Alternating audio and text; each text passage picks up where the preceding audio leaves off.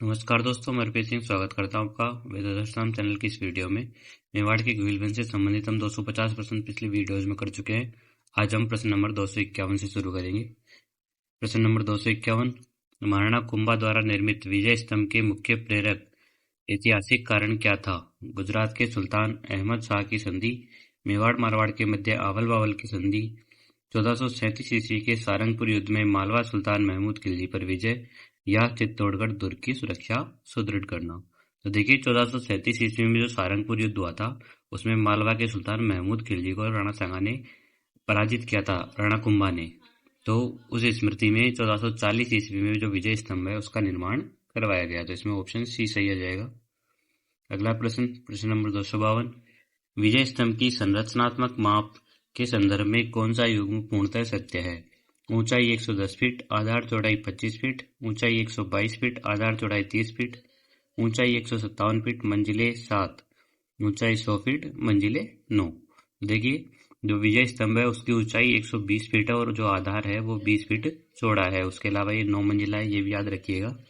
तो इसमें जो ऑप्शन बी है वो सही हो जाएगा, 120 फीट और चौड़ाई 30 फीट। अगला प्रश्न, विजय स्तंभ के निर्माण के मुख्य सूत्रधार वास्तुकार कौन थे? जेता और उनके पुत्र नापा पोमा पुंजा, मंडन और उनके पुत्र गोविंद, दीपक और धरणक शाह, अत्रि और महेश भट्ट। देखिए, इसका सही उत्तर हो जाएगा ऑप्शन ए, जेता और उनके पुत्र नापा पोमा पुंजा। ये तीनों जो थे वो विजय स्तंभ के वास्तुकार थे और इनके जो नाम है वो हमें विजय स्तंभ की 5वीं मंजिल पर उत्कीर्ण मिलते हैं। उसके अलावा जो मंडन और उनके पुत्र है, मंडन जो थे वो कुंभलगढ़ के शिल्पी थे और दीपक और धरणक शाह ये रणकपुर से संबंधित है और अत्रि और महेश भट्ट जो है ये लेखक थे, प्रशस्तिकार थे। अगला प्रश्न, विजय स्तंभ की किस विशिष्ट मंजिल पर अल्लाह शब्द 9 बार अंकित है? 9वीं मंजिल पर, प्रथम मंजिल पर, 5वीं मंजिल पर या तीसरी मंजिल पर? तो देखिए, विजय स्तंभ की जो तीसरी मंजिल है उस पर अरबी भाषा में 9 बार अल्लाह लिखा गया है। तो इसमें जो ऑप्शन डी है वो सही हो जाएगा, तीसरी मंजिल पर। उसके अलावा जो 9वीं मंजिल है उसके बारे में ये बात कही जाती है कि ये मंजिल जो है वो बिजली गिरने से क्षतिग्रस्त हुई थी और प्रथम मंजिल जो है वो मुख्य प्रवेश द्वार है इसका और 5वीं मंजिल पर जो शिल्पकार है उनके नाम है। अगला प्रश्न, बिजली गिरने के कारण क्षतिग्रस्त हुई विजय सिंह की 9वीं मंजिल का पुनर्निर्माण किस शासक ने करवाया था? महाराणा फतेह सिंह, महाराणा स्वरूप सिंह, महाराणा सज्जन सिंह या महाराणा राज सिंह? तो देखिए, जो आकाशीय बिजली गिरने से विजय स्तंभ की जो ऊपरी मंजिल थी वो क्षतिग्रस्त हुई थी, जिसका दोबारा निर्माण जो है वो महाराणा स्वरूप सिंह ने करवाया था 1842 से 1861 ईस्वी के समय। तो इसमें जो ऑप्शन बी है वो सही हो जाएगा, महाराणा स्वरूप सिंह। अगला प्रश्न, विजय स्तंभ के लेखन कार्य का सही विवरण क्या है? कवि महेश ने प्रारंभ किया और अत्रि ने पूर्ण किया, मंडन ने योजना बनाई और नाथा ने लिखा, कवि अत्रि ने प्रारंभ किया और उनके पुत्र महेश ने पूर्ण किया, सोमदेव ने संस्कृत में और कान व्यास ने मेवाड़ी में लिखा। तो देखिए, जो प्रशस्ति का लेखन है वो शुरू तो किया था कवि अत्रि ने, लेकिन उनके निधन के बाद में उनके जो पुत्र थे कवि महेश, उन्होंने इसे पूरा किया था। तो इसमें ऑप्शन सी सही हो जाएगा, कवि अत्रि ने प्रारंभ किया, उनके पुत्र महेश ने पूर्ण किया था। ठीक है। अगला प्रश्न, निम्नलिखित कथनों पर विचार करें। विजय स्तंभ को विष्णु ध्वज के नाम से भी जाना जाता है, कारण यह स्तंभ भगवान विष्णु को समर्पित है और इसके मुख्य द्वार पर विष्णु की प्रतिमा है। तो देखिए, इसमें दोनों ही सही हो जाएंगे, कथन और कारण। जो कुंभा थे वो परम भागवत थे और उन्होंने इस विजय स्मारक को भगवान विष्णु को समर्पित किया था, इसी कारण इसको विष्णु ध्वज या विष्णु स्तंभ भी कहा जाता है। तो इसमें ऑप्शन ए सही हो जाएगा, ए और आर दोनों सही है, आर ए की सही व्याख्या करता है। अगला प्रश्न, विजय स्तंभ के निर्माण पर तत्कालीन समय में कुल कितनी धनराशि व्यय की गई? 40 लाख रुपए, 1.22 करोड़ रुपए, 50 लाख रुपए या 90 लाख रुपए? तो देखिए, 15वीं शताब्दी में इसका निर्माण हुआ था और इसके निर्माण में महाराणा कुंभा ने लगभग 90 लाख रुपए खर्च किए थे। तो इसमें ऑप्शन डी सही हो जाएगा। अगला प्रश्न, प्रश्न नंबर 259, विजय स्तंभ की 8वीं मंजिल के बारे में कौन सा तथ्य ऐतिहासिक रूप से विशिष्ट है?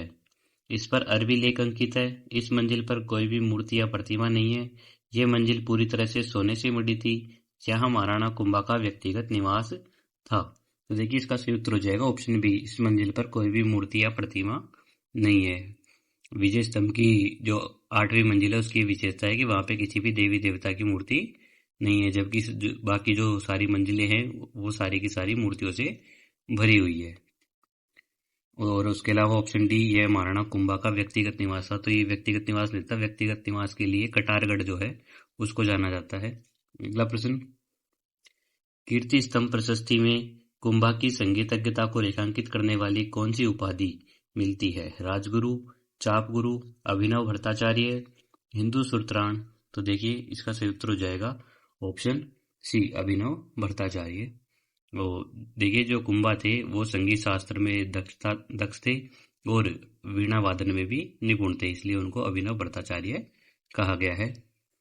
अगला प्रश्न, प्रश्न नंबर 261, विजय स्तंभ से जुड़ी घटनाओं का सही कालक्रम क्या है? सारंगपुर युद्ध में महमूद खिलजी की पराजय, विजय स्तंभ का निर्माण प्रारंभ, कवियत्री द्वारा प्रशस्ति लेखन प्रारंभ, महाराणा स्वरूप सिंह द्वारा जीर्णोद्धार। देखिए सबसे पहले 1437 ईस्वी में युद्ध शुरू हुआ था, 1437 में। उसके बाद में 1440 में निर्माण शुरू हुआ था, ठीक है। उसके बाद में निर्माण के जो अंतिम वर्ष थे उनमें प्रशस्ति लिखी गई थी और 19वीं सदी में जीर्णोद्धार हुआ था। तो इस तरह से इसमें जो ऑप्शन ए है वो सही हो जाएगा, 1 2 3 4। अगला प्रश्न, प्रश्न नंबर 262, विजय स्तंभ को भारतीय मूर्ति कला का विश्वकोश क्यों कहा जाता है? क्योंकि यहाँ विश्व की सभी संस्कृतियों की मूर्तियां हैं, क्योंकि इसमें केवल बुद्ध की प्रतिमाएं हैं, क्योंकि यह भारत की सबसे ऊंची मूर्ति है, क्योंकि यहाँ हिंदू देवी देवता और उनके विभिन्न स्वरूपों का सघन अंकन है। तो देखिए इसमें जो ऑप्शन डी है वो बिल्कुल सही हो जाएगा। इस स्तंभ की जो प्रत्येक मंजिल है उस पर पौराणिक कथाएं और विष्णु के अवतारों और विविध देवी देवताओं की इतनी ज्यादा मूर्तियां है कि जो डॉक्टर गोट्ज थे उन्होंने इसी मूर्ति कला का संग्रहालय कहा था। तो इसमें ऑप्शन डी हो जाएगा। और डॉक्टर गोट्ज का नाम याद रखिएगा, डॉक्टर गोट्ज, ठीक है। अगला प्रश्न, प्रश्न नंबर 263, विजय स्तंभ के ऐतिहासिक महत्व के बारे में कौन सा कथन असत्य है? यह राजस्थान की पहली इमारत है जिस पर 1949 में डाक टिकट जारी हुआ। यह राजस्थान पुलिस और माध्यमिक शिक्षा बोर्ड का प्रतीक चिन्ह है। यह स्तंभ 7 मंजिला है और जैन धर्म के प्रथम तीर्थंकर को समर्पित है। फर्ग्यूसन ने इसकी तुलना रोम के टार्जन से की है। देखिए इसमें जो ऑप्शन सी है वो बिल्कुल सही हो जाएगा, ये ऑप्शन सी गलत हो जाएगा, क्योंकि विजय स्तंभ जो है वो 7 मंजिला नहीं 9 मंजिला है और 7 मंजिला स्तंभ जो है वो जैन कीर्ति स्तंभ है जो आदिनाथ को समर्पित है, ये भी ध्यान रखिएगा।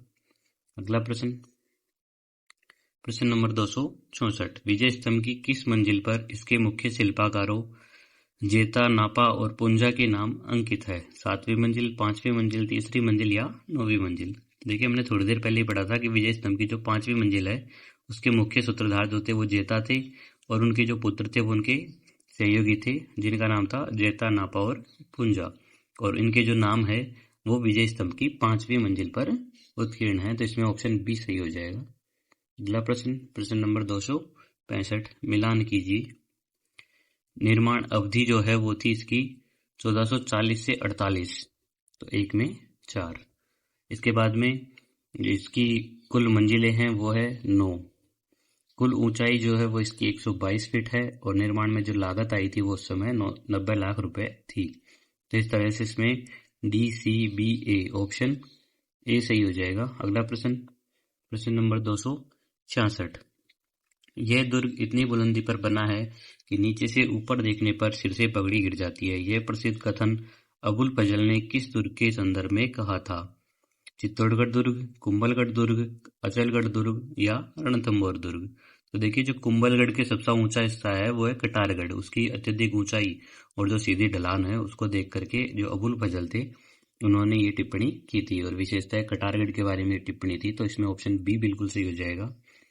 उसके अलावा जो ऑप्शन ए है चित्तौड़गढ़ दुर्ग, ये बड़ा तो है लेकिन कटारगढ़ के जैसी इसमें सीधी ऊंचाई नहीं है, ठीक है।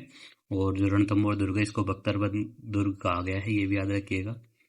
अगला प्रश्न, कुंभलगढ़ दुर्ग के निर्माण की योजना बनाने वाला प्रमुख वास्तुकार कौन था? जेता, दीपक, नापा या मंडन। तो देखिए इसका सही उत्तर हो जाएगा ऑप्शन डी मंडन। जो महाराणा कुंभा के प्रधान शिल्पी थे मंडन, उन्होंने कुंभलगढ़ दुर्ग का निर्माण उनकी देखरेख में ही हुआ था। अगला प्रश्न, कुंभलगढ़ दुर्ग के किस भाग को मेवाड़ की आंख कहा जाता है? बादल महल, मामादेव कुंड, कटारगढ़ या नीलकंठ महादेव मंदिर। तो देखिए जो कटारगढ़ है वो कुंभलगढ़ का अंतः दुर्ग है और ये सबसे ऊंचाई पर स्थित था। यहाँ से जो महाराणा थे वो पूरे मेवाड़ पर नजर रख सकते थे, इसलिए इसको मेवाड़ की आंख कहा गया है। इसमें ऑप्शन सी बिल्कुल सही हो जाएगा, कटारगढ़। अगला प्रश्न, उसके अलावा ये याद रखिएगा ऑप्शन बी मामादेव कुंड, क्योंकि यहाँ पर जो महाराणा कुंभा थे उनकी हत्या हुई थी। अगला प्रश्न, प्रश्न नंबर 269, कुंभा ने बासंती दुर्ग का निर्माण किस क्षेत्र की सुरक्षा और निर्माण हेतु करवाया था? सिरोही क्षेत्र मेरों पर नियंत्रण हेतु, बाड़मेर सीमा मुस्लिम आक्रमण रोकने हेतु, उदयपुर भीलों के विद्रोह हेतु, अजमेर मालवा सेना को रोकने हेतु। तो देखिए इसका सही उत्तर हो जाएगा ऑप्शन ए, क्योंकि पश्चिमी सीमा जो थी उसको सुरक्षित करने के लिए जो सिरोही के मेर थे उनके विद्रोह को दबाने के लिए जो महाराणा कुंभा थे उन्होंने बासंती दुर्ग का निर्माण करवाया था। तो इसमें सिरोही सही हो जाएगा। अगला प्रश्न, प्रश्न नंबर 270, शिल्पी मंडन द्वारा रचित प्रसाद मंडन ग्रंथ का मुख्य विषय क्या है? नगर निर्माण की योजना, देवालय निर्माण और उनके लक्षण, शस्त्र निर्माण की कला या मूर्ति कला का विवरण। देखिए प्रसाद का अर्थ होता है मंदिर, तो प्रसाद मंडल जो है वो मंदिरों के शिखर, गर्भगृह और देवालय निर्माण की विस्तृत विधि आती है उसके अंदर। इसमें ऑप्शन बी सही हो जाएगा, देवालय निर्माण और उनके लक्षण। याद रखिएगा ग्रंथ का नाम जो है वो है प्रसाद, जिसका अर्थ होता है मंदिर। तो इससे अच्छे से याद रखना, प्रसाद मंडल जो है वो मंदिर के निर्माण से संबंधित है। अगला प्रश्न, प्रश्न नंबर 271, महाराणा कुंभा ने आबू में स्थित अचलगढ़ दुर्ग का पुनर्निर्माण किस वर्ष करवाया था? 1440 ईस्वी, 1448 ईस्वी, 1452 ईस्वी या 1458 ईस्वी। देखिए जो परमारों के द्वारा निर्मित अचलगढ़ दुर्ग है उसके अवशेषों के ऊपर ही महाराणा कुंभा ने 1452 में नए दुर्ग का निर्माण करवाया था। तो इसमें ऑप्शन सी सही हो जाएगा, 1452। उसके अलावा 1440 में विजय स्तंभ का प्रारंभ हुआ था, 1448 में जो कुंभलगढ़ था उसका प्रारंभ हुआ था और 1458 में कुंभलगढ़ जो था उसका निर्माण पूर्ण हो गया था।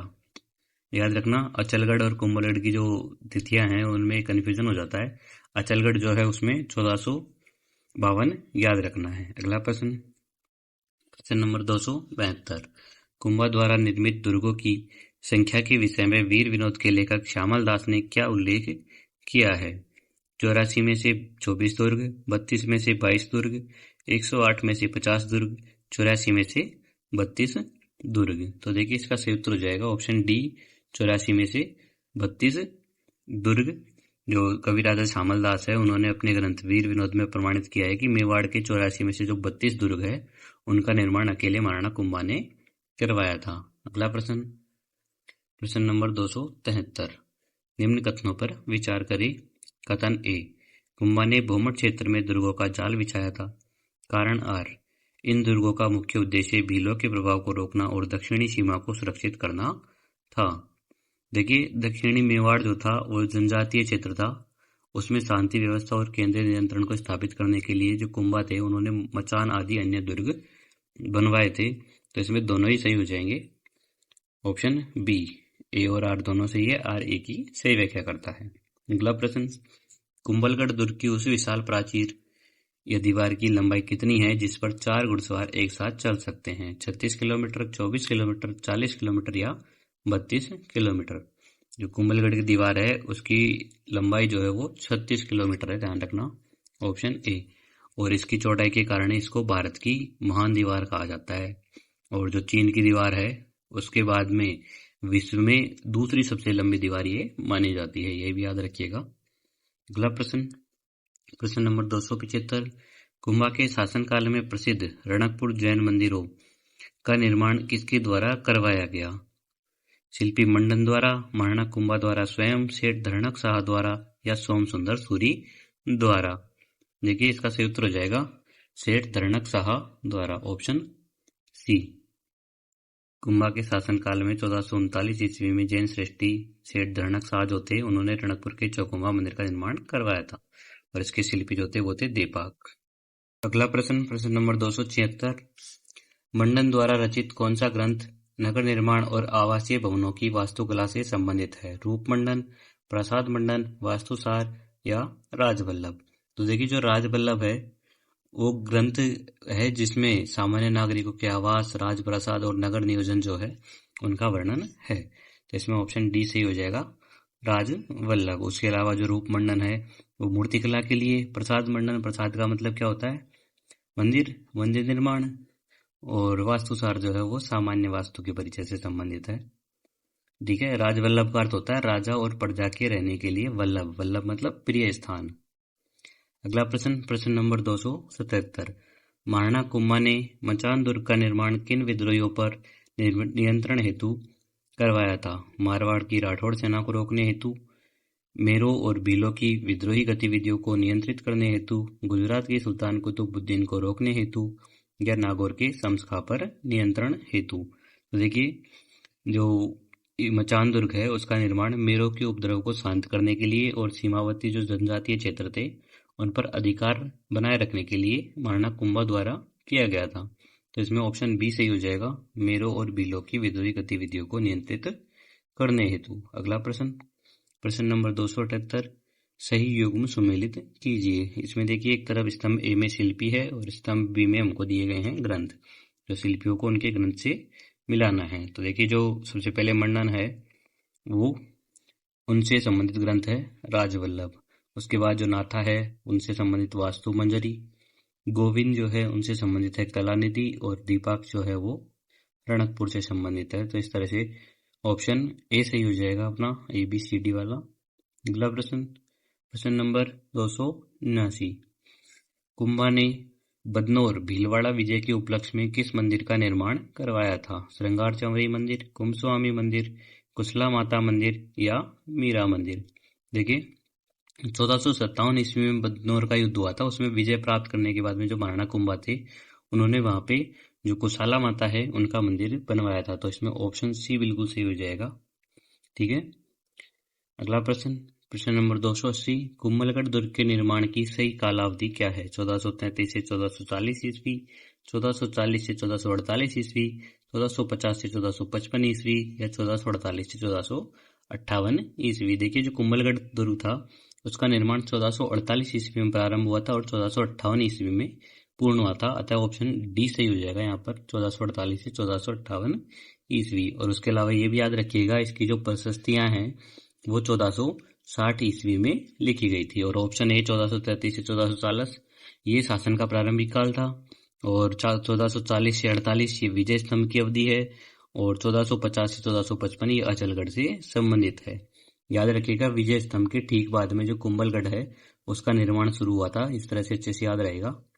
अगला प्रश्न, प्रश्न नंबर 281, कुंभा द्वारा रचित संगीत शास्त्र का सर्वश्रेष्ठ ग्रंथ संगीत राज कितने रत्न कोशों में विभाजित है? 4, 5, 7 या 9? तो देखिए, जो संगीत राज है वो 5 कोशों में विभक्त है, ऑप्शन बी। 5 कोशों के नाम भी याद रखिएगा आप, जैसे एक पाठ्य है, दूसरा गीत, तीसरा वाद्य, चौथा नृत्य और पांचवा रस। ये 5 रत्न कोश है। इनके नाम भी पूछे जा सकते हैं, इसलिए इनको क्रम से याद रखना। ठीक है।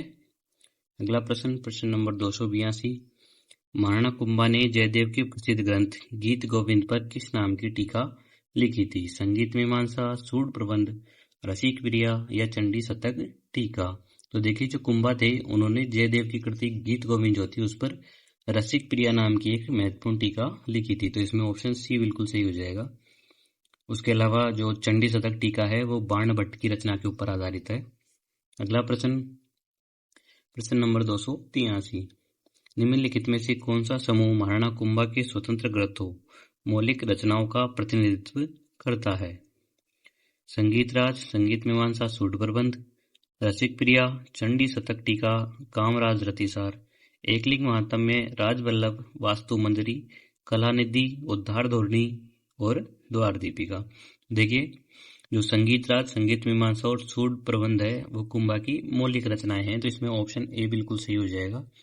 और जो ऑप्शन बी है इसमें हमको जो कुंभा ने टीकाएं लिखी है वो दी गई है, रसिक प्रिया, चंडी शतक टीका और कामराज रतिसार। अगला प्रश्न, प्रश्न नंबर 284, कुंभा द्वारा रचित 4 नाटकों में किन भाषाओं का प्रयोग मिलता है जो उनकी बहुभाषी प्रतिभा का प्रमाण है? केवल संस्कृत और प्राकृत, मेवाड़ी और मारवाड़ी, मेवाड़ी मराठी और कर्नाटी, हिंदी संस्कृत और अपभ्रंश। तो देखिए, जो मेवाड़ी मराठी और कर्नाटी है, इन भाषाओं का महाराणा कुंभा ने प्रयोग किया है। तो इसमें ऑप्शन सी सही हो जाएगा। ठीक है, याद रखिएगा, कुंभा ने अपने नाटकों में मेवाड़ी के साथ साथ में मराठी और जो कर्नाटी भाषाएं हैं उनका भी प्रयोग किया है, जो उनके भाषाई ज्ञान को दर्शाता है। अगला प्रश्न, प्रश्न नंबर 285, कुंभा को संगीत के क्षेत्र में अद्भुत दक्षता हेतु कौन सी विशेष उपाधि दी गई? राजगुरु, अभिनव भट्टाचार्य, हाल गुरु या छाप गुरु? तो देखिए, इसमें जो ऑप्शन बी है वो बिल्कुल सही हो जाएगा, अभिनव भट्टाचार्य। संगीत शास्त्र के प्रति जो कुंभा थे उनके समर्पण और वीणा वादन में प्रवीणता के कारण उनको नया भरत, जो अभिनव भट्टाचार्य का अर्थ है, ये कहा गया था।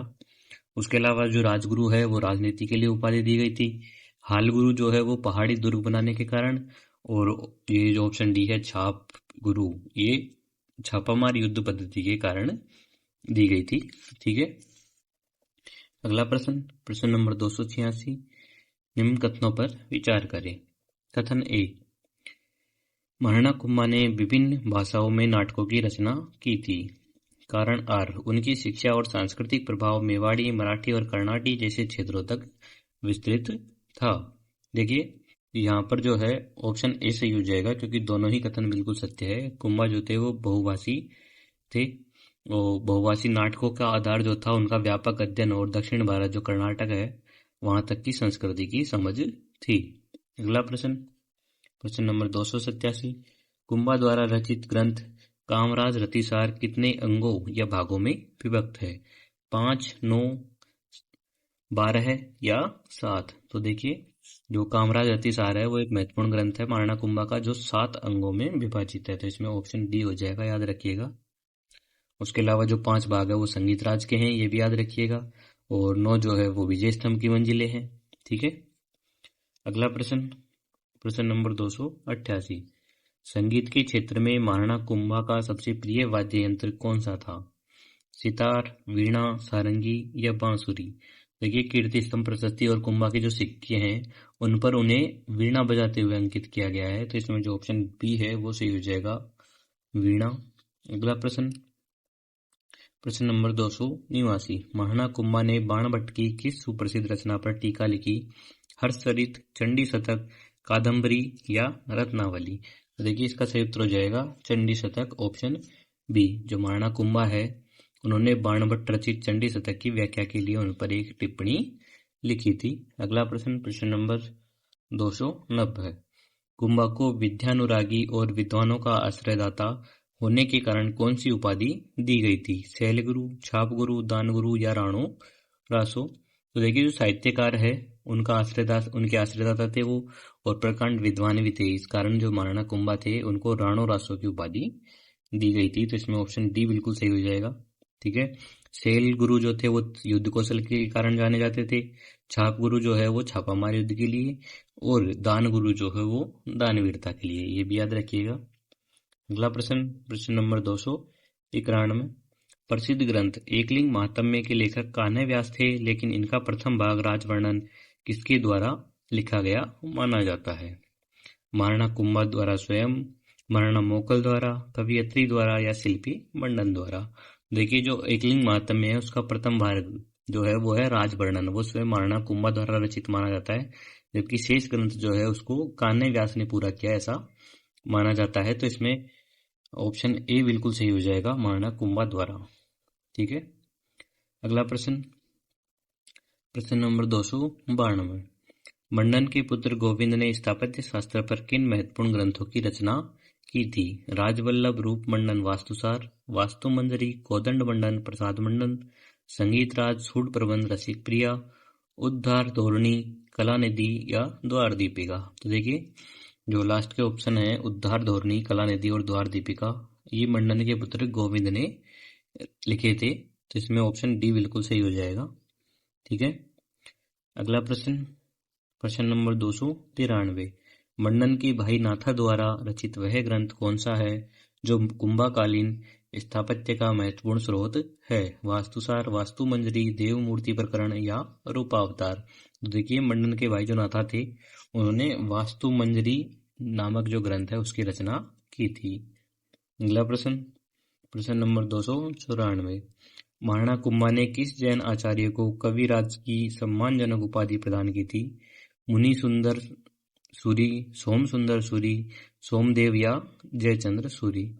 देखिए जो कुंभा के दरबार था उसमें जैन मुनि सोमदेव का अत्यंत सम्मान था, जिन्हें महाराणा ने स्वयं कविराज की उपाधि दी थी। तो इसमें जो सोम सुंदर सूरी है, ये सोमदेव है, वो बिल्कुल सही हो जाएगा, ऑप्शन सी। ठीक है। अगला प्रश्न, प्रश्न नंबर 295। कुंभा की सुपुत्री रमाबाई को संगीत में अद्भुत रुचि के कारण किस उपाधि से जाना जाता है? वागीश्वरी, अभिनव सरस्वती, वीणा वादिनी या गंधर्व कुमारी। तो इसका सही उत्तर हो जाएगा वागीश्वरी, ऑप्शन ए। जो कुंभा की पुत्री थी रमाबाई, वो अपने पिता के समान ही संगीत की विद्वांसी थी, जिसके कारण उनको वागीश्वरी कहा गया है। और उनका जो उल्लेख है वो जावर के शिलालेख में है। जावर का शिलालेख भी उन्हीं के द्वारा लिखवाया गया था। अगला प्रश्न, प्रश्न नंबर 296। मंदिरों के शिखर निर्माण की विधियों पर आधारित कला निधि के रचयिता कौन है? शिल्पी मंडन, कान्है व्यास, वास्तुविद नाथा या गोविंद मंडन, जो मंडन के पुत्र थे। अगला प्रश्न, इसका उत्तर देखते हैं पहले। देखिए जो गोविंद थे उन्होंने मंदिरों और शिखर निर्माण और उनके अंगों के विवरण हेतु कला निधि ग्रंथ लिखा था। तो इसमें ऑप्शन डी जो है वो बिल्कुल सही हो जाएगा, गोविंद जो मंडन के पुत्र थे। अगला प्रश्न, प्रश्न नंबर 297। निम्न कथनों पर विचार करें। सोमदेव को कुंभा ने कविराज की उपाधि दी। मुनि सुंदर सूरी गुरु के रूप में प्रतिष्ठित थे। तिल्ला भट्ट कुंभा के दरबारी विद्वान थे। देखिए इसमें तीनों ही ऑप्शन सही हो जाएंगे, तो इसमें 1, 2, 3 सभी सत्य है, ऑप्शन बी सही हो जाएगा। जो सोमदेव थे उनको कवि राजा कहा गया। मुनि सुंदर सूरी जो थे उनको गुरु का दर्जा प्राप्त था, और जो तिल्ला भट्ट थे वो उनके प्रमुख दरबारी विद्वानों में शामिल थे। अगला प्रश्न, प्रश्न नंबर 298। कुंभा के दरबार में उपस्थित जैन विद्वानों ने निम्नलिखित में से कौन शामिल नहीं था? सोम सुंदर सूरी, मुनि सुंदर सूरी, हेमचंद्र सूरी या सोमदेव। देखिए जो इसमें ऑप्शन सी है वो बिल्कुल सही हो जाएगा, हेमचंद्र सूरी, क्योंकि हेमचंद्र सूरी जो थे वो गुजरात के चालुक्य शासक सिद्धराज जयसिंह के समय थे। बाकी तीनों जो है वो कुंभा के समकालीन और दरबारी रहे थे। अगला प्रश्न, प्रश्न नंबर 299। तीर्थमाला नामक ग्रंथ की रचना किस विद्वान ने की थी, जिसमें 120 तीर्थों का वर्णन मिलता है?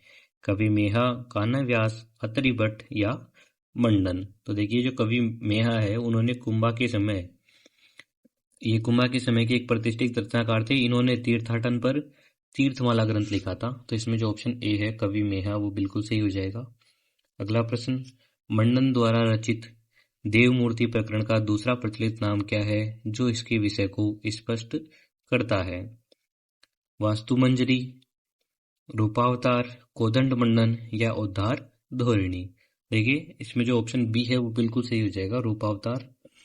जो देव मूर्ति प्रकरण है उसको रूपावतार भी कहा जाता है, क्योंकि इसमें जो मूर्तियों के लक्षण है उनका और उसके अलावा उनके जो अवतार और निर्माण कला है उसका वर्णन मिलता है। उसके अलावा जो वास्तु मंजरी है वो नाथा की कृति है। कोदंड मंडन जो है वो धनुर्विद्या से संबंधित है, और जो उद्धार धोरणी है वो गोविंद की कृति है। याद रखना, क्योंकि आरपीसी जो है वो अक्सर मंडन और उनके भाई नाथा और पुत्र गोविंद जो है उनके ग्रंथों के बीच में कंफ्यूजन करके प्रश्न पूछती है। ठीक है, इस तरह से हमारे 300 प्रश्न कंप्लीट हो गए हैं। आगे अभी अब और प्रश्न हल करने वाले हैं। धन्यवाद।